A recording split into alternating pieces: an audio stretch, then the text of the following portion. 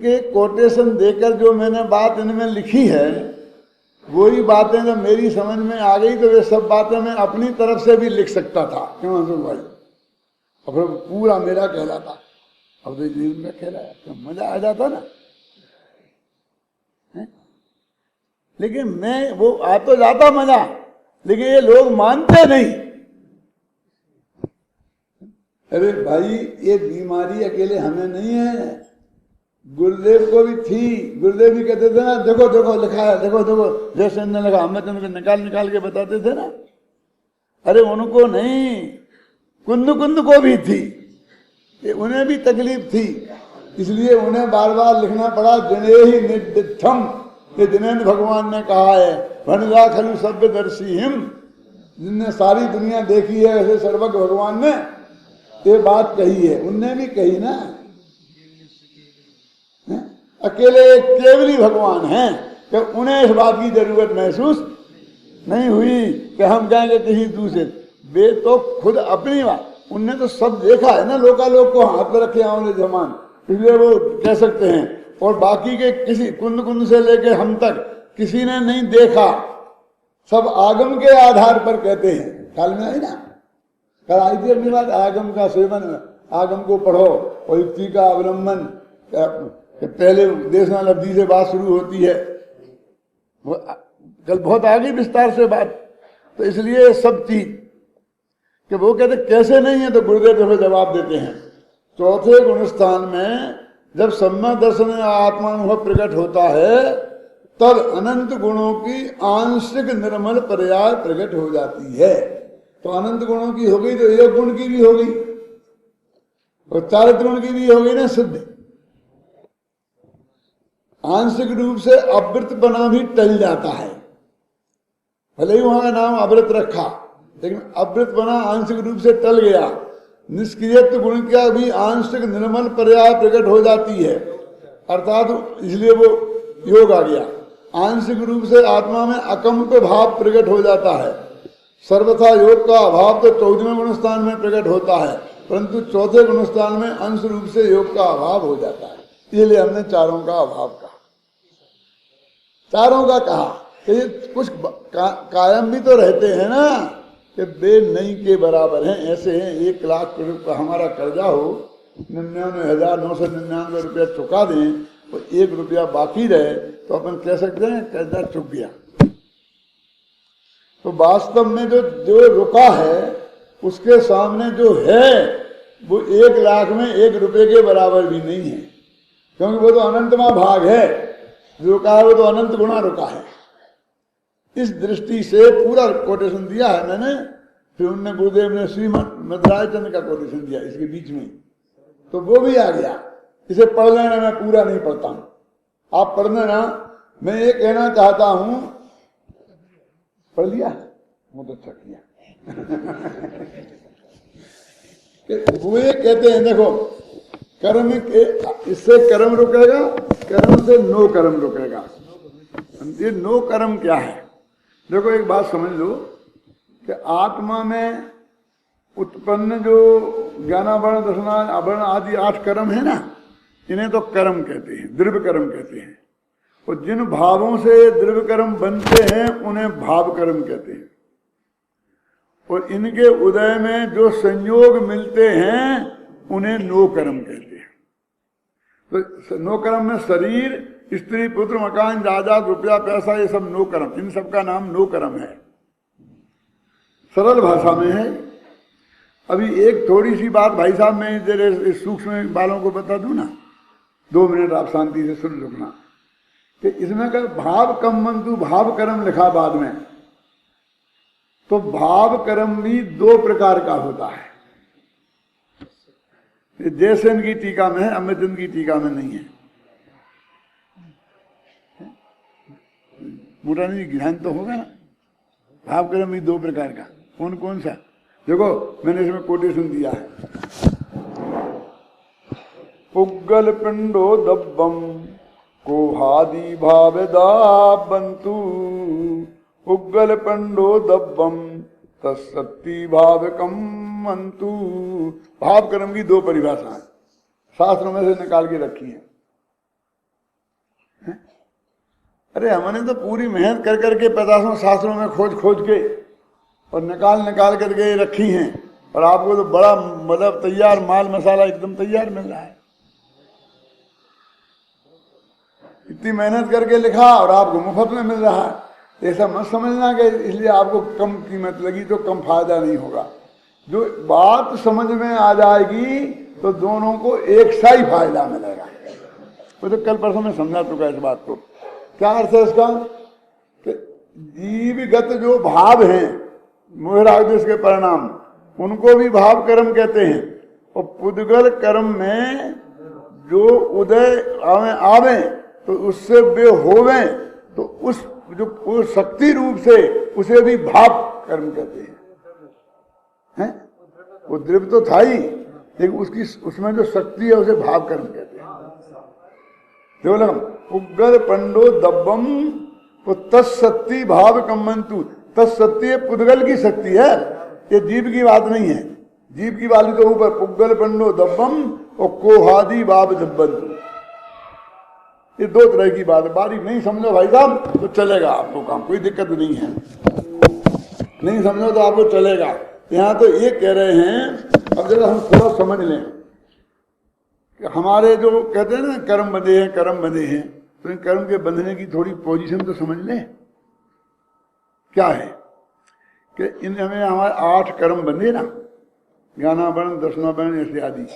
तो इनमें 4 हैं घातिया कर्म और 4 हैं अघातिया कर्म। अघातिया माने जो अरहंत भगवान के भी मौजूद हैं और वे अनंत सुखी हो गए, यानी उनने आपका अनंत सुख नहीं छीना। नक्की कर लेना एक एक का। क्या उनने आपको कोई दिक्कत पैदा नहीं करी, आत्मा के स्वभाव में कोई दखल नहीं दी है, क्योंकि अनंत भगवान के भी चारों ही मौजूद हैं और उनके नाश करने का प्रयत्न तो अरहंत भगवान भी नहीं करते। कर तो तुम भी नहीं सकते हो, सवाल ये नहीं है, लेकिन वे नहीं करते ना। और मन वचन काया की चंचलता के रोकने का भी प्रयास नहीं करते, नहीं करते। वे अपने आप समय पर खत्म हो जाएंगे। क्या करना है हमको? और हमारा धर्म कहां से शुरू होता है? बस योग को रोको, शरीर से ऐसा नहीं करे, ऐसा करो, रीढ़ की हड्डी सीधी रखो, यहां से धर्म शुरू होता है। जिसको अरहंत भगवान नहीं करते वो हम वहां से शुरू करते हैं। कर्म कैसा है? मिथ्यात्व, अविरति, प्रमाद, कसाय और योग। तो पहले मिथ्यात्व छूटता है, फिर अविरति जाती है, फिर प्रमाद जाता है, फिर कसाय जाती है, फिर योग निरोध होता है। ये कर्म है। हम कहां से शुरू करते हैं? पहले योग को ठीक कर लो। शरीर को सीधा रखने को हम योग को ठीक करना कहते हैं। अरे भैया ये तेरा योग नहीं है। ये जो आत्मा के प्रदेशों में कंपन होता है उसका नाम योग है, और वो तेरे से ज्यादा अरहंत भगवान के होता है। और वे कोशिश नहीं करते उस योग को रोकने की। और तुम योगा अपने थोड़ा हम योगा करते हैं, सुबह से योगा करते हैं, स्वाध्याय छोड़ के योगा करते हैं। काय के लिए? डायबिटीज ही रहता है तो शरीर आत्मा का छोड़ के शरीर के पीछे पड़ गया ना। मैं आपसे कहता हूं तुम स्वाध्याय करो, उससे ज्यादा लाभ हो जाएगा तुम्हारे शरीर को, क्योंकि ये टेंशन से सारी बीमारियां होती हैं। ये जो सारी परिस्थितियां बनती है ना मोटा नहीं, अपने समाज में भी, तत्व ज्ञान में भी, इसमें भी, परिवार में भी। तो मैं तो ये पढ़ता हूं, रोजीना लिखता हूं, रोजीना पढ़ता हूं, तो मेरे तो उसे सब साफ हो जाता है। मुझे आज तक नींद की गोली खाने की जरूरत ही नहीं पड़ी। लेटूं तो 2 मिनट में तो सो जाता। ख्याल में है ना? विकल्प नहीं। क्यों? ये अपन जिनवानी पढ़ते पढ़ते सोते तो कैसे आए, कहां से जाएंगे? तो जिस योग को अरहंत भगवान भी कुछ नहीं करते, और वो अघातिया कर्मों के उदय से मिलता है। ये 9 कर्म कहलाते हैं ना सब। ये शरीर तो 9 कर्म है ना, ये अघातिया कर्म के उदय का फल है। और इनसे हमारा कुछ भी इनने बिगाड़ा नहीं है, इनसे कुछ नहीं बिगड़ता है। देखो जरा विचार करना, जिस शुभ राग को तुम धर्म मान के बैठे हो, वो शुभ राग का अंश रहे तो केवल ज्ञान नहीं होता है। और जिस मन वचन काया की चंचलता को तुम शत्रु मान के बैठे हो, फिर सबसे ज्यादा कंपन होता रहे तो केवल ज्ञान हो जाता है, आनंद सुख हो जाता है। बोलो, जिसने हमारा कुछ बिगाड़ा ही नहीं, जिससे हमारा कुछ बिगाड़ सुधार ही नहीं है, हम उसमें प्रयत्न करने में लगे। फिर क्या कहते हैं, भैया कसाय छोड़ो, कोई बातें करने से क्या होता है। अब यहाँ चौथे नंबर पे था कसाय, और वहां से ऊपर से योग 5वें में था, फिर कसाय छोड़ने की बात करते हैं। आचार्य कहते हैं मिथ्यात्व छूटे बिना कसाय छूटती ही नहीं। क्यों? कसाय तो कितनी करते हो, कसाय तो छोड़ते नहीं हो। फिर कसाय से देखो भैया, आलस नहीं करना, प्रमाद छोड़ो, फिर उल्टे आए ना। और सुबह जल्दी उठ जाना, फिर ऐसे करते रहना, उसको घूमने निकल जाना, टांगे की घोड़े जैसा दौड़ना, काय के लिए? शरीर के स्वास्थ्य के लिए, है ना। उसको कहता है प्रमाद नहीं है, ये महाप्रमाद है भाई साहब। जो बिल्कुल हिलते नहीं, अपने उपयोग में लगे रहते हैं, उनने प्रमाद छोड़ा है। और जो दौड़ धूप करने वाले प्रमादी हैं, फिर कहता है अरे कभी वृत्त तो लेते नहीं हो, चाहे तो पालते नहीं हो, कोई आत्मा की बात नहीं करते हो। फिर वृत्त की बात, फिर मिथ्यात्व की, अब वो तो जब जाना होगा जाएगा, रहेगा तो रहेगा, अपने बाप का क्या बिगड़ता है। अरे जिससे सब कुछ बिगड़ रहा उसकी बात ही नहीं है।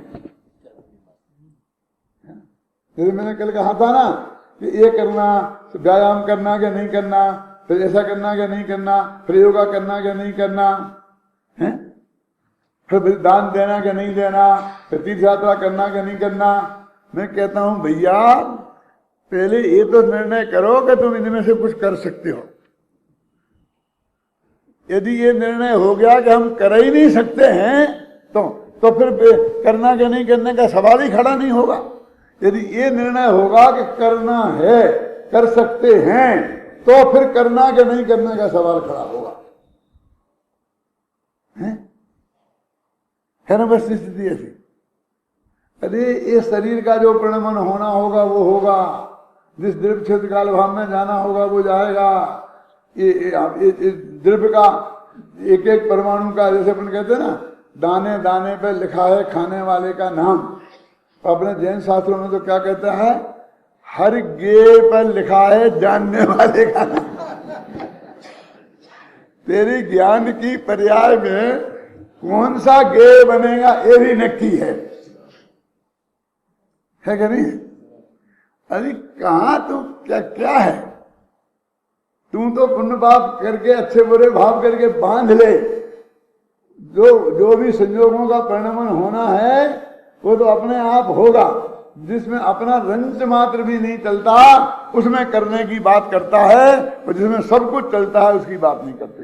ये तो कहते हैं कि तू वो अध्यवसान, अध्यवसान माने ऐसा मानना कि मैं करता हूं, मैं देता हूं, मैं लेता हूं, ये मैं हूं, ये मेरा है, ये अध्यवसान है, असली मिथ्यात्व। इसके साथ में कसाय को भी अध्यवसान कहा। अज्ञान का, ये तो अज्ञान ही है, मिथ्या अज्ञान और मिथ्यात्व तो एक ही चीज है मोटे तौर पर। श्रद्धा गुण की तरफ से देखो तो उसे मिथ्यात्व कहते हैं, ज्ञान गुण की तरफ से देखो तो उसे अज्ञान कहते हैं। क्रिया की तरफ से देखो, चारित्र की तरफ से तो उसे अवृत्ति कहते हैं। और क्या है, मन वचन काया की चंचलता, प्रदेशों आत्मा के प्रदेशों कंपन की तरफ से देखो तो योग कहते हैं। तो मूल तो दो ही रह गए ना, कौन? मिथ्यात्व और अज्ञान। ये बंध के कारण है,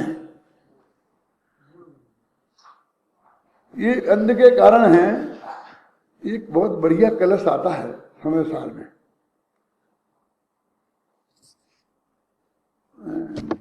मैं अर्थ बताता हूं, फिर मुझे कलश भी याद आ जाएगा तो कलश भी बताऊंगा। वो उसमें ये लिखा है कि ये आत्मा पर का करता नहीं है, ये तो मात्र विकल्प का करता है। देखो अब याद आ गया, विकल्प कहा परम करता, विकल्प कर्म केवलम। क्या कहते हैं कि विकल्प जो करे ऐसा आत्मा है कर्ता, और उसका कर्म कौन है? जो विकल्प हुआ वो। कहते मियाँ की दौड़ कहां तक? कि मस्जिद तक।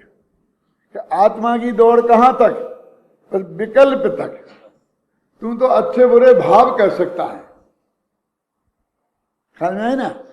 जो वो क्रिया तेरे हाथ में नहीं है बिल्कुल भी।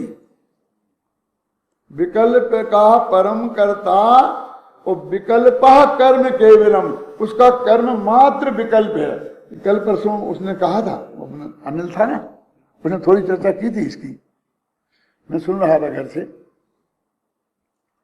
क्या कहते सुनो, कि तूने किसी को मारने का भाव किया तो तू भाव ही कर सकता है, उसे मार नहीं सकता। मैं बंदूक हाथ में ली और गोली चला दी और वो मर गया। अब तो कर सकता हूं ना। कि तूने बेटा विकल्प के अलावा कुछ नहीं किया, तूने बंदूक नहीं चलाई, तेरी बंदूक चलने से वो नहीं मरा, उसके आयु कर्म के क्षय से वो मरा है, और उसको इसी टाइम पे मरना था। क्या कह रहे तुम? मैं नहीं कह रहा, शास्त्र कह रहा है।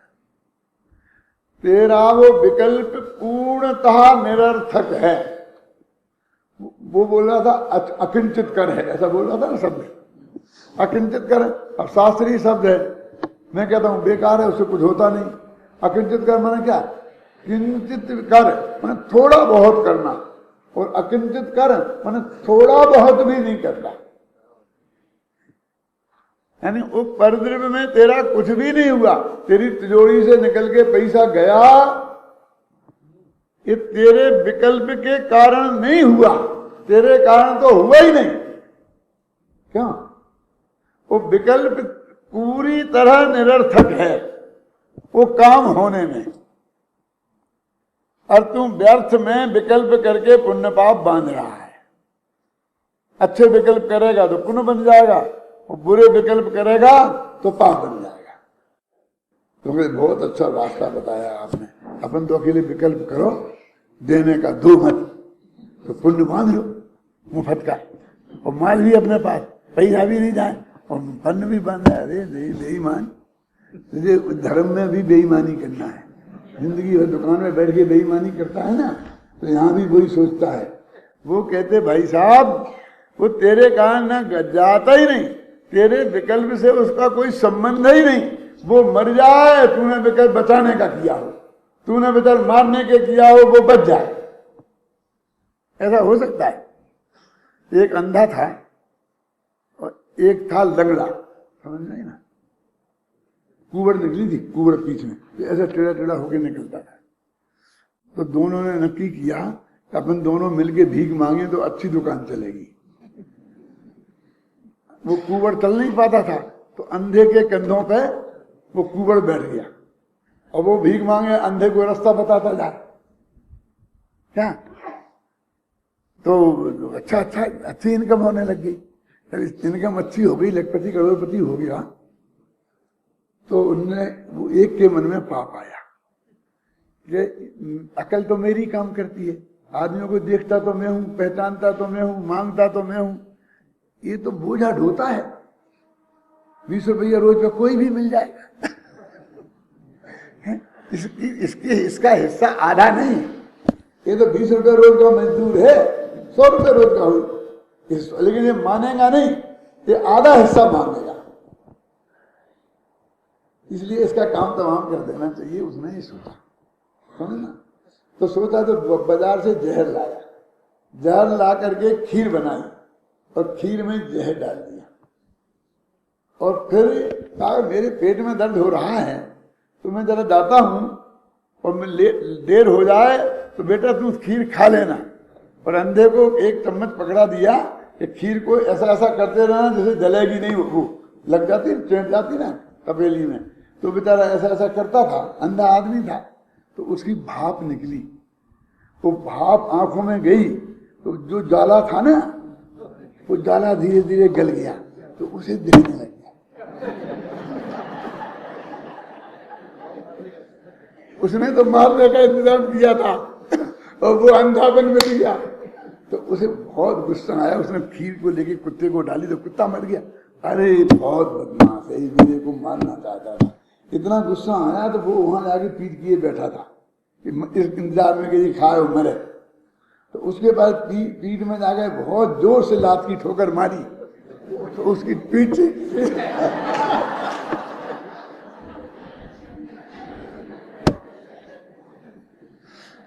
दोनों ने बुरा करना चाहा और उनका काल अच्छा होने का था तो दोनों अच्छे हो गए। अच्छा करने जाए कभी मर जाए, हो जाता कि नहीं हो जाता। तो उस विकल्प के कारण उसमें कुछ नहीं होता। उन दोनों को विकल्प मारने का था लेकिन दोनों ठीक हो गए। विकल्प निरर्थक हैं, कारण जैसा हम चाहते हैं वैसा काम होने में विकल्प निरर्थक हैं और विकल्प सार्थक भी हैं। ये सार्थक कैसे है कि उन विकल्पों के कारण तुझे कर्म का बंध अवश्य होगा। समझे, जो काम तू नहीं चाहता है वो तो गारंटी से होगा और जो तू चाहता है वो नहीं होगा। बस ऐसी हालत है तेरे विकल्प की। हम जो सोचते हैं ना द्वारिया जी, हम जो सोचते हैं उसका उल्टा होता है।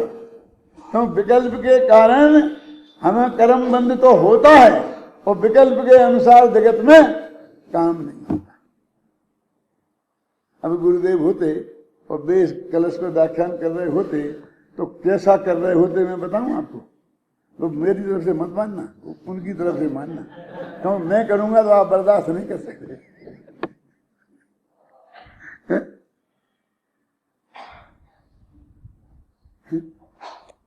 ये सारा जगत की हालत क्या है, मैं किया ये अभिमान है ना सकट का भार ज्यों स्वान ताने। आज तक हमने परद्रव्य में कुछ भी नहीं किया है? और ये कहता मैंने किया और ऐसा कहने वाले कि आपने बहुत किया, बहुत अच्छा किया, अरे इतना बढ़िया बना दिया, देखने में दंग रह गए, हमने तो ऐसा देखा नहीं है। क्यों ये देवदाली आपने 6 महीना में खड़ी कर दी, गजब कर दिया, गजब। चल जा बेटा सूली पे भला करे भगवान। निरंतर हम विकल्प के कर्ता बनते हैं और विकल्प के कर्तृत्व का पोषण करते हैं, जबकि उससे कुछ नहीं होता। ये जैन धर्म की बात है। तो वो कहते हैं कि भाई अद्वसान भाव माने पर में ये मेरा है, मैं इसका हूं, ये मेरी संपत्ति है, मैं इसका मालिक हूं, मैं इसका करता हूं, ये मेरा करता है, मैं इसका भोगता हूं, ये मेरा भोगता है। ऐसे भावों का नाम है अद्वसान भाव। तो इनसे सारी बंध की प्रक्रिया होती है। तो बंध की प्रक्रिया समझ में आ गई। अब वो जो कर्म सत्ता में पड़ा है तो जब बंधा तब तक वो कोई नुकसान नहीं करता। जब सत्ता में पड़ा है तो समय सार में लिखा है पृथ्वी पिंड समाना, पृथ्वी के ढेरे के समान है, कुछ कार्यकारी नहीं है। और जब उदय में आया तो एक समय हर कर्म के जितने परमाणु आते हैं ना उदय में, वो एक एक समय में आते कि नहीं आते, पर एक समय में उदय में आया तो उस समय तेरे उपयोग का उधर हो तो तेरे को वो अद्वसान भाव बंध का कारण बन जाता है, उपयोग के प्रयोगानुसार। और तेरा उपयोग उधर नहीं है तो उदय में आकर फिर जाएगा, खड़ा नहीं रह सकता वो। कैसे बताऊं आपको। आपके 25 बंगले हैं, मकान हैं, ये हैं, सब हैं। अब समझिए कि आपके पुण्य कर्म खलास हुआ तो एक जो बंगला था आपका किसी बड़े शहर में, वो म्यूनिसिपैलिटी वालों ने आके उसे बिल्कुल तोड़ दिया, बिल्कुल जमीन दोस्त कर दिया, आपको पता ही नहीं चला। अब वो कर्म उदय आया तब तो बंगला टूटा, समझे ना। और आप उसको पता ही नहीं है, आप अपने सामाजिक में लगे हैं, स्वाध्याय में लगे हैं, अब वो कर्म फिर के निकल गए।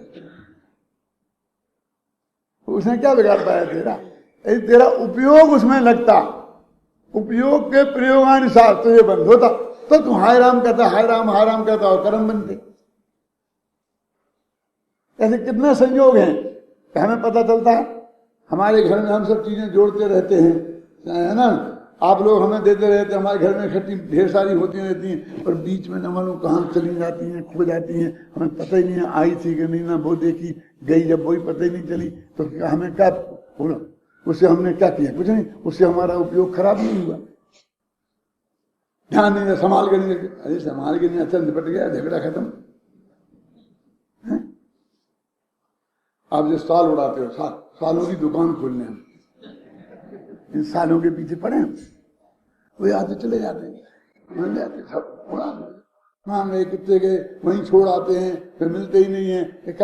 आप देखते ही नहीं हो, आप क्या देखना उनको उसमें उपयोग क्या खराब करना? सच्ची बात है, मैं आपसे बोलता हूँ, ऐसा अपना अपना परिग्रह का हिसाब लगाना। कई तो बहुत सा ऐसा है कि आता है और चला जाता है और तुम्हें पता ही नहीं पड़ता है वो लोग क्या हुआ, तो उससे तुम्हें फायदा हुआ कि नुकसान? फायदा हुआ, आगामी कर्म नहीं बंधे, और पता लगता तो विकल्प होते तो कर्म बन जाते।